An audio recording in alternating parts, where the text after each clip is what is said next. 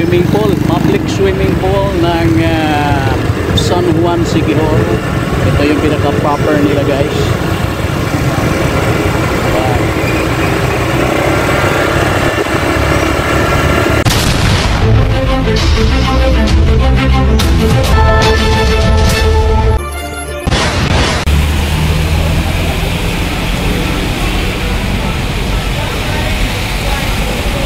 Dito pa lang, guys, kailangan mo nang bumila para sa pagkuha ng ticket. Medyo maulan ngayon. Sana naman doon sa isla ay hindi natin maramdaman yung malakas na ulan. Yung mga ambon, okay lang yan. Kasi nung papunta tayo dito sa kain ng bus, maulan. Kaya dito ngayon sa Dumaguete tumila na, no? Wala nang ulan at makulimlim nga lang. So malamang sana mahabol natin ang 12 o'clock, no? 12 o'clock noon ngayon. At kung di man, alas 2 tayo.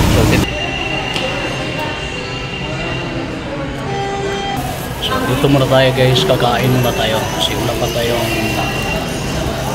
almusal at kakain tayo para malakas, no?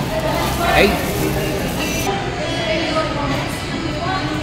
boarding time exactly 12:15 noon. So medyo maulan, guys. Medyo maambon ngayon, guys.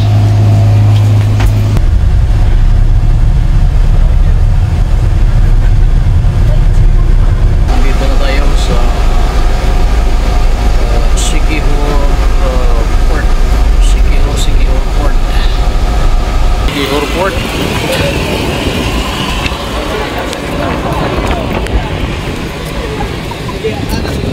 Panganahilo.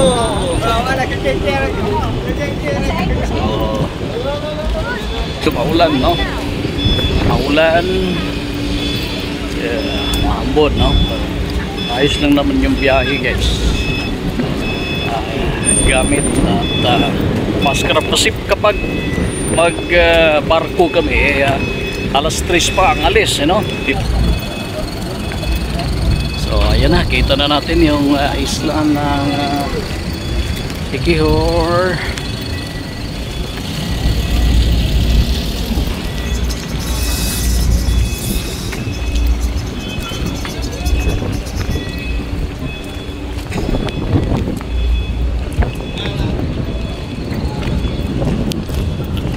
So gaulan lang. Ulan lang.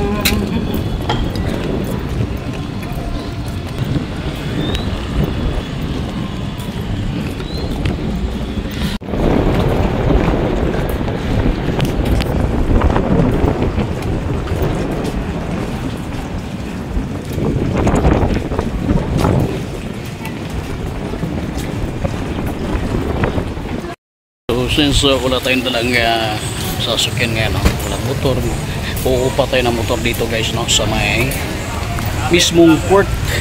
Dito na lang sa may diversion, yung diretso sa simbahan sa San Juan. Yun. Yun yung maganda daanan kasi pag dito tayo ikot, marami pa ring sira, no? Sige. So ito, babayaran ko na muna. So sir, pangalan natin? Clarence. So ito yung nag-guide sa atin dito, guys. Clarence of Siquijor.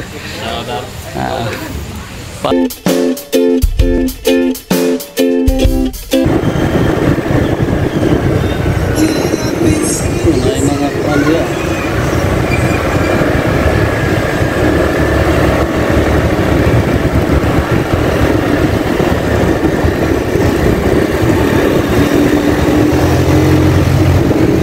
Meron silang wifi at so yung mga gamit natin medyo kalat lang kasi basa tayo sa ulan.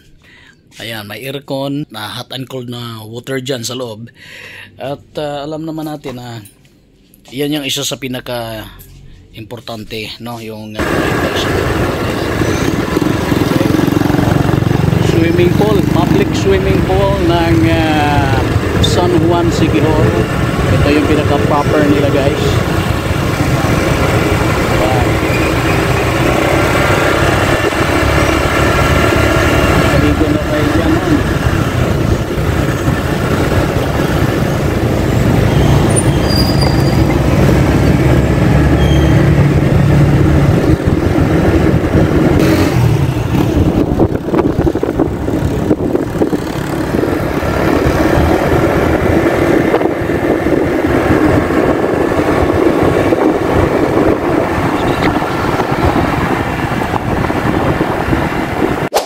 sa wakas, no, rugtong ito, napasok na namin yung isa noon. Ang tinitingnan natin kung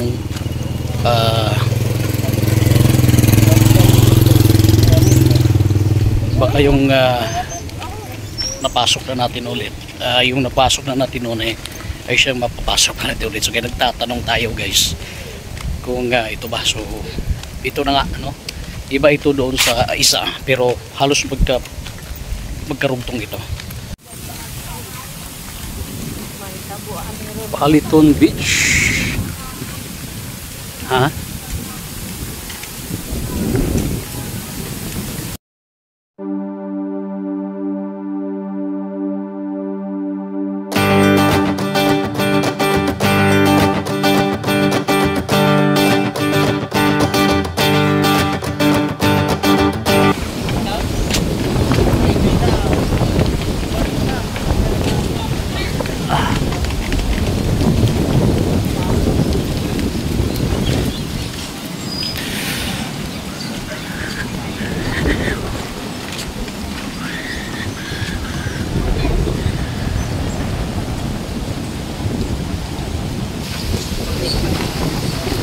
Oo.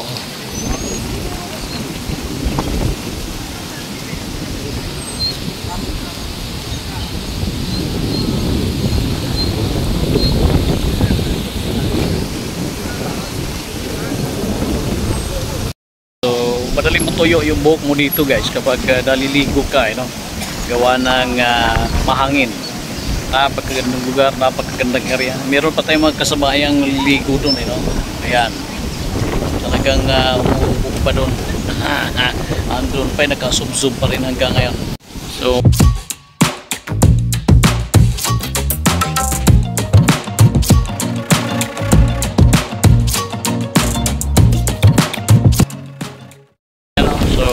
gulat tayo, di natin inasa na ganito at ganon yung resulta, no? Habang tayo ay nakaduyan, itinutulak mo dito. Dito yung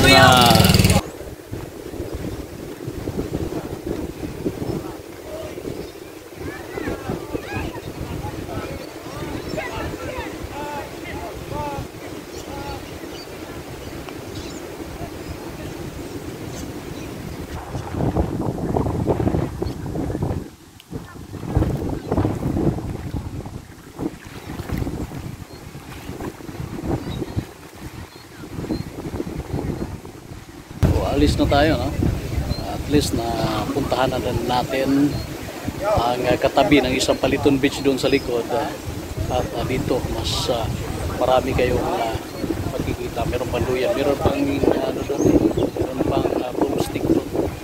Tsaka yung sa likod, Buraka yung forma ng Paliton na talagang inuukit nila mula sa buhangin. Hindi pa tapos at bukas pa daw matatapos. Okay?